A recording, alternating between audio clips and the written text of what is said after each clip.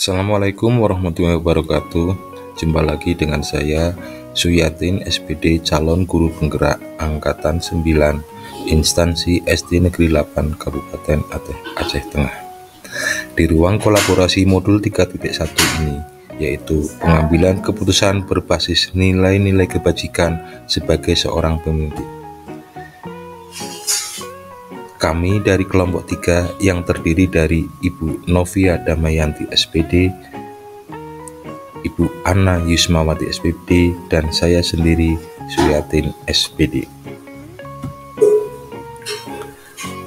Adapun kasus yang kami ambil adalah pada akhir kegiatan tahun pelajaran, sekolah mengadakan rapat kenaikan kelas yang melibatkan kepala sekolah, wali kelas, guru BK, dan seluruh dewan guru. Tujuan pertemuan ini adalah untuk membahas laporan hasil belajar murid selama 1 tahun pelajaran dan menentukan kriteria kenaikan kelas bagi setiap siswa.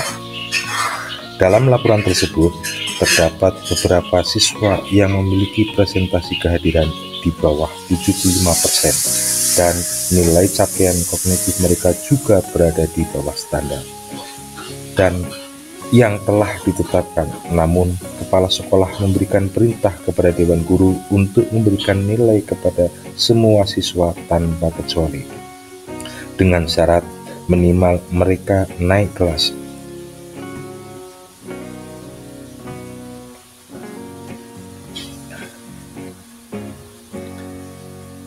Hal ini menjadi dilema karena jika ada siswa yang tidak naik kelas, mereka dapat merasa malu dan akhirnya mungkin putus sekolah. Di sisi lain, pemerintah telah mengeluarkan aturan bahwa anak-anak tidak boleh putus sekolah, dan sekolah yang memiliki siswa putus sekolah akan mendapatkan teguran keras. Keputusan tersebut memberikan nilai kepada siswa yang tidak memenuhi standar penilaian, namun tetap dinaikkan kelas, menjadi tantangan etika bagi dewan guru. Mereka merasa bahwa tindakan tersebut dapat merugikan marwah guru dan melanggar prinsip penilaian yang adil. Namun, tekanan dari kepala sekolah dan ketakutan akan konsekuensi hukuman dari pemerintah menjadi faktor-faktor yang mempengaruhi pengambilan keputusan dalam kasus ini.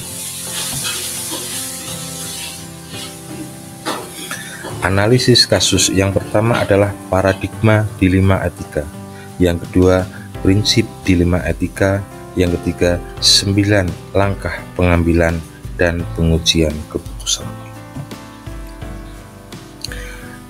Paradigma dilema etika. Rasa keadilan melawan rasa kasihan. Dalam kasus ini ada konflik antara rasa keadilan dan rasa kasihan. Guru-guru ingin memberikan nilai sesuai dengan prestasi siswa agar adil. Namun, kepala sekolah merasa kasihan dan takut siswa yang tidak naik kelas akan putus sekolah karena aturan pemerintah. Jadi, ada dilema antara berpegang pada keadilan atau menunjukkan kasihan kepada siswa-siswa tersebut. Prinsip dilema etika. Berpikir berbasis rasa peduli. Dalam kasus ini, prinsip berpikir berbasis rasa peduli sangat relevan. Kepala sekolah harus mempertimbangkan kepentingan siswa yang mungkin putus sekolah jika tidak naik kelas karena nilai rendah. Rasa peduli terhadap masa depan siswa menjadi pertimbangan penting dalam pengambilan keputusan, meskipun ada konflik dengan prinsip keadilan dalam penilaian. 9 langkah pengambilan dan pengujian keputusan. Yang pertama, mengenali nilai-nilai yang saling bertentangan. Dalam kasus ini terdapat 2 nilai yang saling bertentangan. Yang pertama, terdapat nilai keadilan yang dipegang oleh guru-guru yang meyakini bahwa memberikan nilai-nilai kepada siswa yang tidak memenuhi standar penilaian melanggar prinsip keadilan dalam penilaian. Mereka percaya bahwa nilai harus mencerminkan pencapaian siswa sesuai dengan kriteria yang telah ditetapkan. Yang kedua, terdapat nilai keprihatinan terhadap nasib siswa yang mungkin putus sekolah jika tidak naik kelas, yang dipegang oleh kepala sekolah. Kepala sekolah merasa perlu memberikan mereka kesempatan lebih besar untuk melanjutkan pendidikan, meskipun nilai dari kehadiran mereka rendah. Dalam kasus ini, nilai keadilan dalam penilaian bertentangan dengan rasa keprihatinan terhadap siswa yang mungkin putus sekolah. Adapun siapa yang terlibat dalam kasus ini? Yang terlibat dalam kasus ini tentunya adalah kepala sekolah, dewan guru, kemudian orang tua, dan siswa atau siswi. Kumpulkan fakta-fakta yang relevan dalam kasus ini. Pada akhir tahun pelajaran, sebuah rapat kenaikan kelas digelar di sekolah, mengikut sertakan kepala sekolah, wali kelas, guru BK, dan seluruh dewan guru. Dalam laporan hasil belajar siswa, beberapa di antaranya memiliki tingkat kehadiran di bawah 75% dan nilai akademik yang rendah. Namun, kepala sekolah memberikan perintah kepada dewan guru untuk memberikan nilai kepada semua siswa dengan syarat minimal mereka harus naik kelas. Hal ini menimbulkan dilema etika karena meskipun melanggar prinsip penilaian yang adil, konsekuensi hukuman dari pemerintah dan potensi siswa putus sekolah menjadi pertimbangan utama dalam pengambilan keputusan. Yang keempat, pengujian benar atau salah. Yang pertama adalah uji legal. Dalam situasi ini tidak ada pelanggaran hukum yang terlihat karena keputusan untuk memberikan nilai kepada semua siswa meskipun mereka tidak memenuhi standar penilaian didasarkan pada arahan dari kepala sekolah dan tekanan dari pemerintah untuk mencegah siswa putus sekolah. Namun, secara etika, tindakan ini dapat menjadi perdebatan apakah melanggar etika pengajaran yang adil. Uji regulasi atau standar profesional. Dalam konteks regulasi atau standar profesional, tindakan yang diambil dalam situasi ini dapat dianggap sebagai pelanggaran terhadap prinsip-prinsip kode etik dalam profesi pendidikan. Standar profesional pendidikan biasanya menekankan pada penilaian yang objektif dan adil terhadap prestasi siswa. Dalam hal ini, memberikan nilai kepada siswa yang tidak memenuhi standar penilaian dapat dianggap melanggar prinsip-prinsip ini. Namun, tekanan dari kepala sekolah dan pemerintah yang mengancam sanksi terhadap sekolah yang memiliki siswa putus sekolah juga menjadi pertimbangan yang membingungkan bagi dewan guru. Uji intuisi. Dalam konteks uji intuisi, kita dapat melihat bahwa tindakan yang diambil oleh dewan guru dalam memberikan nilai kepada siswa yang tidak memenuhi standar penilaian namun tetap dinaikkan kelas merupakan tindakan yang kurang tepat. Intuisi kita mungkin memberi sinyal bahwa tindakan ini tidak adil terhadap siswa yang telah bekerja keras dan memenuhi standar penilaian. Namun, situasi ini juga kompleks karena adanya tekanan dari kepala sekolah dan pemerintah yang mengancam sanksi terhadap sekolah yang memiliki siswa putus sekolah. Oleh karena itu, meskipun intuisi kita mungkin mengarah ke penolakan terhadap tindakan ini, kita juga harus mempertimbangkan konsekuensi dan tekanan yang ada dalam situasi ini. Uji publikasi.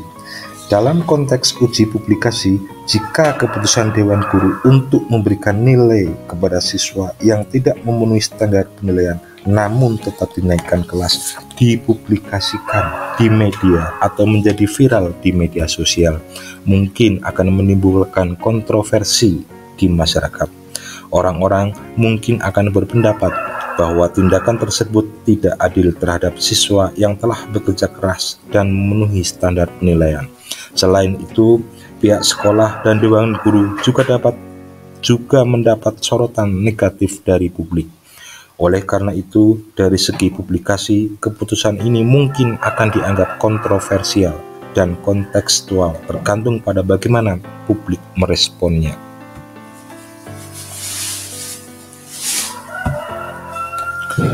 Uji panutan atau idola.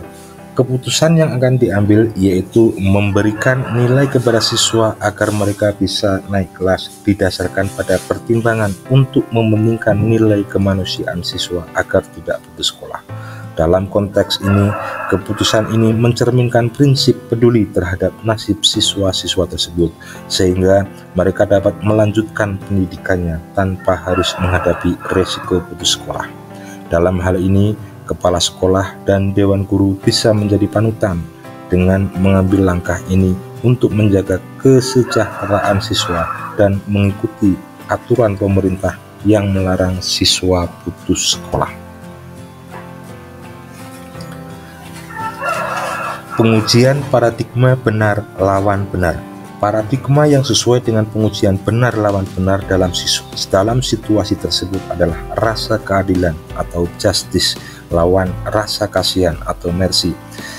Di satu sisi, ada keadilan dalam memberikan penilaian sesuai dengan standar dan kriteria yang telah ditetapkan. Di sisi lain, terdapat rasa kasihan terhadap siswa yang mungkin akan merasa malu atau bahkan berhenti sekolah jika tidak naik kelas. Melakukan prinsip resolusi. Dalam situasi tersebut, prinsip yang digunakan adalah berpikir berbasis rasa peduli atau care-based thinking. Keputusan untuk memberikan nilai kepada siswa yang tidak memenuhi standar penilaian namun tetap dinaikkan kelas diambil dengan pertimbangan rasa peduli terhadap nasib siswa-siswa tersebut, sehingga mereka memiliki kesempatan untuk melanjutkan pendidikan mereka hingga mencapai wajib belajar 12 tahun dengan maksimal. Investigasi opsi trilema. Investigasi opsi trilema menghadirkan tantangan etika yang rumit dalam konteks kenaikan kelas di sekolah. Para pemangku kepentingan termasuk kepala sekolah, guru, dan pemerintah sekolah menghadapi 3 opsi yang sulit. Pertama, mereka dapat memberikan nilai kepada siswa yang tidak memenuhi standar penilaian, yang dapat merugikan marwah guru dan prinsip penilaian yang adil. Kedua, mereka bisa memutuskan untuk tidak memberikan nilai kepada siswa-siswa tersebut, yang mungkin membuat siswa merasa malu dan berpotensi putus sekolah. Ketiga, mereka dapat mengikuti perintah dari kepala sekolah untuk memberikan nilai kepada semua siswa tanpa kecuali, meskipun merasa bahwa tindakan ini tidak adil terhadap prinsip penilaian yang benar. Dalam menghadapi opsi-opsi yang sulit ini, mereka harus melakukan investigasi mendalam untuk mencari solusi yang terbaik dalam situasi yang sangat kompleks ini, yang menuntut kebijaksanaan dan pertimbangan etis yang cermat. Buat keputusan. Dalam kasus ini, kami akan memilih untuk mengikuti prinsip berpikir berbasis rasa peduli. Keputusan ini didasarkan pada fakta bahwa pemerintah telah mengeluarkan aturan bahwa anak-anak tidak boleh putus sekolah, dan sekolah yang memiliki siswa putus sekolah akan mendapat teguran keras. Meskipun ini merupakan dilema etika yang sulit, kami akan memberikan nilai kepada siswa-siswa yang tidak memenuhi standar penilaian dengan syarat minimal mereka naik kelas. Namun, kami juga akan menjadwalkan pertemuan dengan Dewan Guru untuk mendiskusikan cara meningkatkan efektivitas pembelajaran dan meningkatkan presentasi kehadiran siswa di masa depan. Dengan demikian, kami berharap dapat menjaga keseimbangan antara memenuhi aturan pemerintah dan menjaga prinsip penilaian yang adil bagi semua siswa. Lihat lagi keputusan dan refleksikan. Setelah merenungkan kembali keputusan yang telah kami buat, kami menyadari bahwa keputusan tersebut memang tidak mudah, tetapi mencerminkan kompromi yang memperhitungkan berbagai faktor.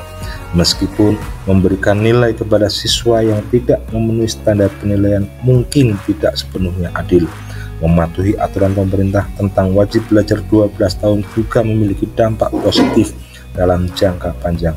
Namun, kami juga akan berusaha lebih keras untuk meningkatkan efektivitas pembelajaran di sekolah, sehingga persentase kehadiran siswa dapat ditingkatkan di masa depan. Selain itu, kami akan memastikan bahwa kebijakan ini tidak menjadi preseden untuk memberikan nilai tanpa mempertimbangkan standar penilaian di masa mendatang. Dalam situasi seperti ini, memang tidak ada solusi yang sempurna, tetapi dengan menjaga keseimbangan antara aturan pemerintah, kepentingan siswa, dan prinsip penilaian yang adil, kami berharap dapat mengambil langkah terbaik untuk kebaikan semua pihak. Hal menarik dan tak terduga. Hal menariknya adalah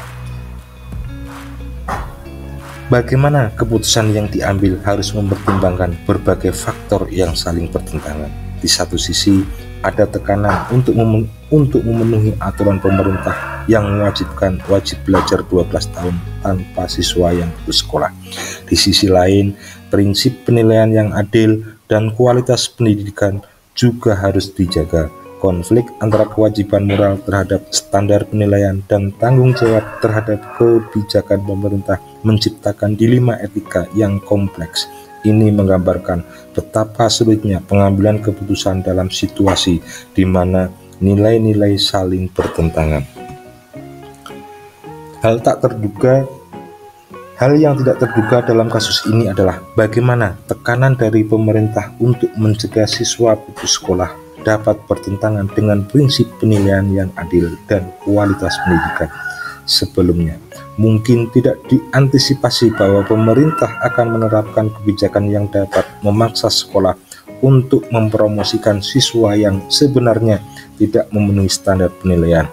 Ini menunjukkan bahwa dalam dunia pendidikan, terkadang kebijakan luar biasa dapat memunculkan dilema etika yang kompleks bagi para pemangku kepentingan.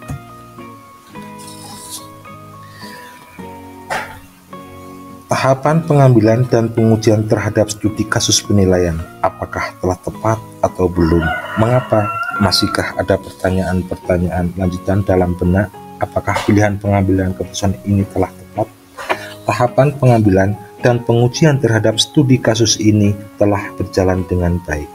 Langkah-langkah untuk mengidentifikasi paradigma dilema etika, mengenali nilai-nilai yang saling bertentangan, serta melakukan pengujian benar atau salah dengan uji legal, uji legorasi, uji intuisi, uji publikasi, dan uji panutan atau idola telah dilakukan.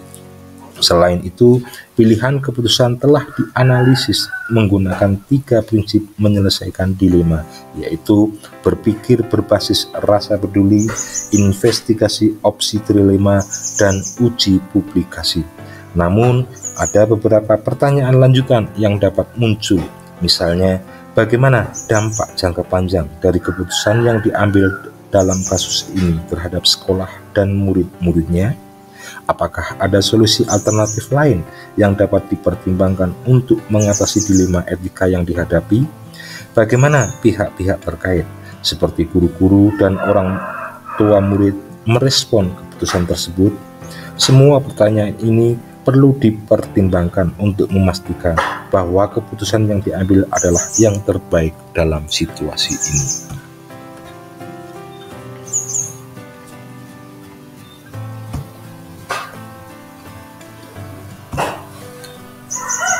Demikianlah presentasi dari kelompok 1. Semoga presentasi ini bermanfaat bagi Bapak Ibu guru semua.